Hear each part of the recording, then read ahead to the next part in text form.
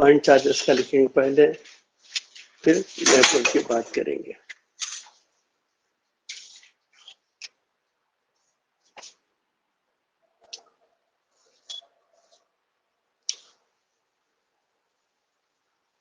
तो अगर point charges है बेटा,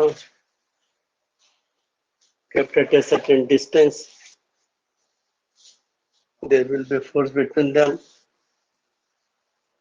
and there will be some potential energy also between them.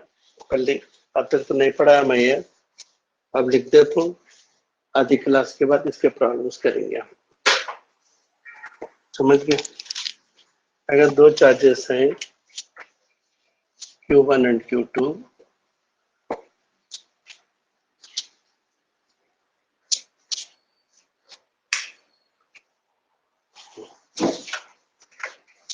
बहुत रोशनी हो जा रही बेटा, कपड़ों की दुकानों में रहती है रोशनी, ऐसी हो जा रही है। आप लोग परेशान नहीं थी, कौन सा सिलेक्ट करना पड़ता है? सेपरेटेड बाय डिस्टेंस r, इनके बीच में जो फोर्स है that is given by 1/4 pi epsilon naught Q1 Q2 by r square। इन दोनों के बीच में एनर्जी रहती है बेटा, पोटेंशियल एनर्जी रहती है। उसका फार्मूला इससे बहुत मिलता जुलता है। द पोटेंशियल एनर्जी, इसका सिंबल है बेटा U। This is equal to 1/4 pi epsilon naught Q1 Q2 by r। r square है तो फोर्स हो जाता है, r है तो क्या हो जाता है बेटा, पोटेंशियल एनर्जी हो जाता है।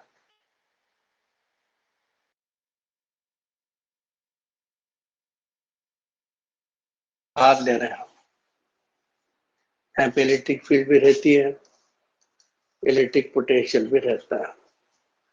The electric field strength is given as 1/4 pi epsilon naught into Q by r square। इससे मिलता जुलता फार्मूला है इलेक्ट्रिक पोटेंशियल का, that is 1/4 pi epsilon naught into Q by r। देखो क्या स्लाइड डिफरेंस क्या है, देखते जाओ। इलेक्ट्रिक फील्ड पोटेंशियल बहुत करीब है, इलेक्ट्रिक फोर्स पोटेंशियल एनर्जी भी बहुत करीब है, मैं फार्मूले में जरा स्लाइड डिफरेंस है। ये फार्मूले को हम अभी डाइपोल करने के बाद इसको करेंगे, इसके प्रॉब्लम्स करेंगे। ठीक है बेटा, लिखने में अगर तकलीफ हो रही है आप लोगों को, सेल फोन ला ले तो फोटो ले जाए, घर में बैठ के सुकून से कॉपी कर जाए। क्या बोलते सीधा गौर से सुनो। हो गया? अब इसके बाद करेंगे हम डाइपोल की बात। करे से चीजें बता दे रहे हैं एक बार फिर से। बोले तो क्या है बेटा, two equal and opposite charges separated by a certain distance। ये पॉजिटिव चार्ज है, ये जो है बेटा नेगेटिव चार्ज है, ये डिस्टेंस को हम बोलते हैं बेटा 2a। इसका डाइपोल मोमेंट होता है p, that's equal to q into 2a। ये कर लीजिए। अब यहाँ पे दो इंपॉर्टेंट लाइन्स हैं बेटा, एक लाइन है जो चार्जेस से पास होती है, इसको बोलते हैं हम एक्सिस या एक्सियल लाइन बोलते हैं बेटा। If you take any point on the axis or axial line, the electric field here will be directed from negative to positive charge बेटा, और इसकी जो वैल्यू रहेंगी E is equal to 1/4 pi epsilon naught into 2p by r cube बेटा। Single charge की field 1/r square, dipole की field 1/r cube. समझ गए? अब इसके यहाँ पोटेंशियल लेंगे बेटा। पोटेंशियल क्या होता है? Potential V is equal to 1 by 4 pi epsilon naught into P by R square. दोनों में क्या फर्क है बेटा? R क्यूब जाके R स्क्वायर हो गया, 2p यहाँ नहीं है, सिर्फ p है।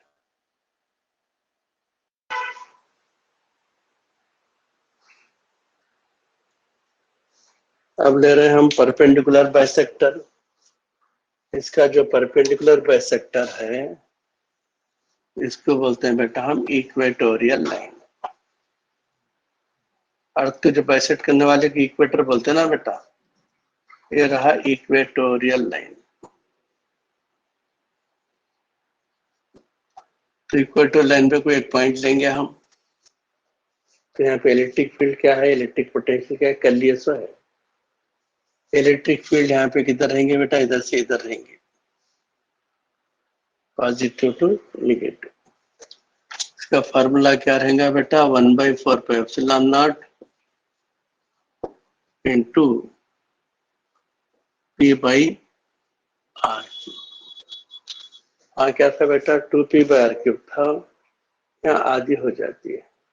यानी एक्सिस पे जितनी भी फील्ड रहेंगी उतना ही डिस्टेंस हम इक्वेटोरियल लाइन पे लेंगे तो फील्ड आधी हो जाती है। और एक बात, एक्सिस पे हम दूर दूर दूर जा रहे हैं तो फील्ड कम कम कम हो जाती है। अच्छा, डिस्टेंस डबल कर देंगे तो फील्ड क्या हो जाती है बेटा, 1/8 हो जाती है। क्यों, 1/r क्यों है? उन्होंने बोला कि distance r the electric field is E. What about the electric field at a distance 2r? E/8. At a distance 3r, E/27. और समझ में, वही डिस्टेंस हम इक्वेटर लाइन पे ले रहे हैं तो एक्सिस पे जितने भी फील्ड रहते उसका आधा लेना है। उन्हें ऐसा दिया कि at a certain distance the electric field is E on the axis. At the same distance on the equatorial line पूछा E/2। और पूछा कि एक्सिस पे at a certain distance it is x on the equatorial line at the same distance क्या होगा, तो x/2। समझ गए? अब इसमें जरा और एक बात बोले, मैं फिर आ रहा हूँ। अब पोटेंशियल की बात करेंगे। यहाँ पे पोटेंशियल क्या था बेटा, 0।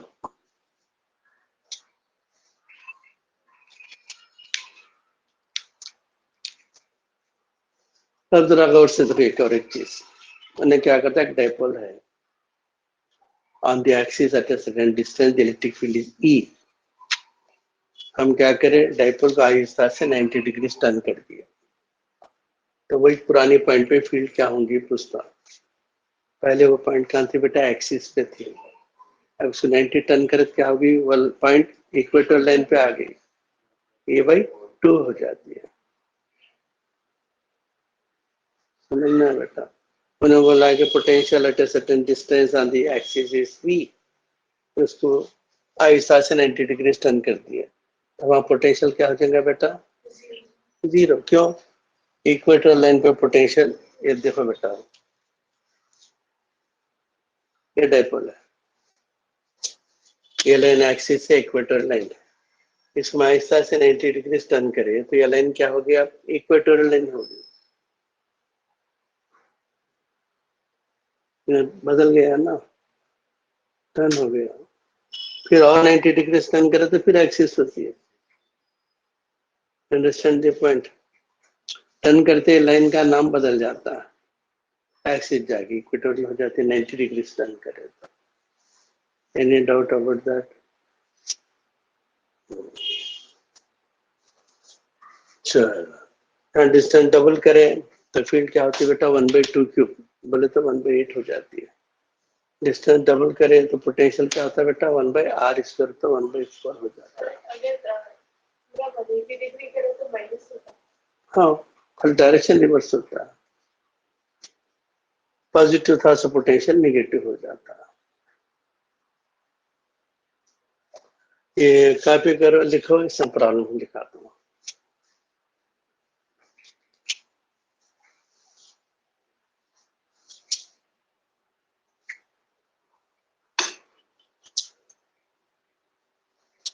The electric field